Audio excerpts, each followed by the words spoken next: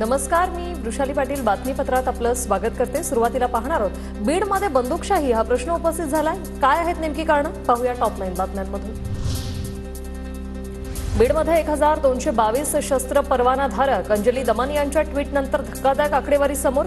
वाल्मिक कराडच्या गँगमधील दोघांच्या नावाचा उल्लेख अटक करण्याचीही मागणी। हे फॅक्ट बीडमध्ये कुणाचीही दादागिरी चालू देणार नाही। संतोष देशमुख हत्या प्रकरणावरून मुख्यमंत्री फडणवीसांचा थेट इशारा।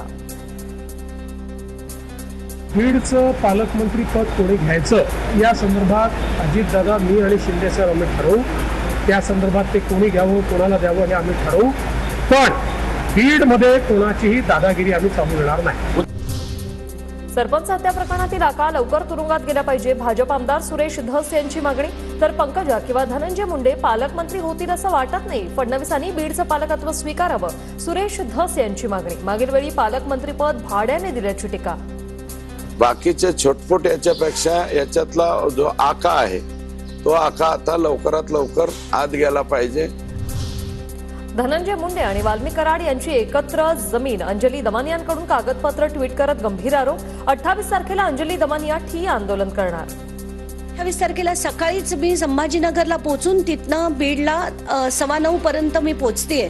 तर मला सगळ्यांना हीच विनंती करायची की कुठच्याही परिस्थितीत तुम्ही जिथे आहात तिथनं तुम्ही 28 तारखेला बीडला पोहोचा।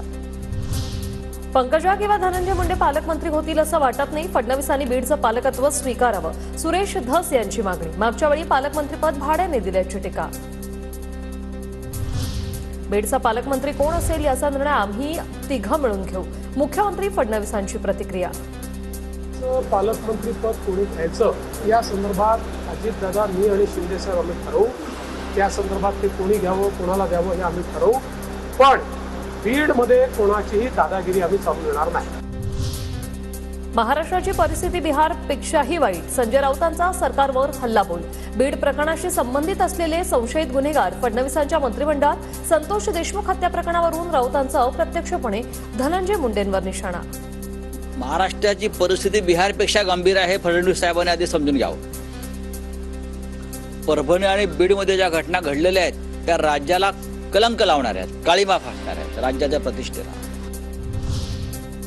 माझ्या वडिलांसोबत झालं तसं आरोपींसोबत व्हावं, आम्हाला न्याय मिळायला हवा। सर्वपक्ष बैठकीत संतोष देशमुखांच्या मुलीची मागणी। संतोष देशमुखांच्या मारेकऱ्यांवर कडक कारवाई होणार। मुख्यमंत्र्यांनी दोषींवर कारवाई करण्याचे आदेश दिलेत। गिरीश महाजन यांची प्रतिक्रिया।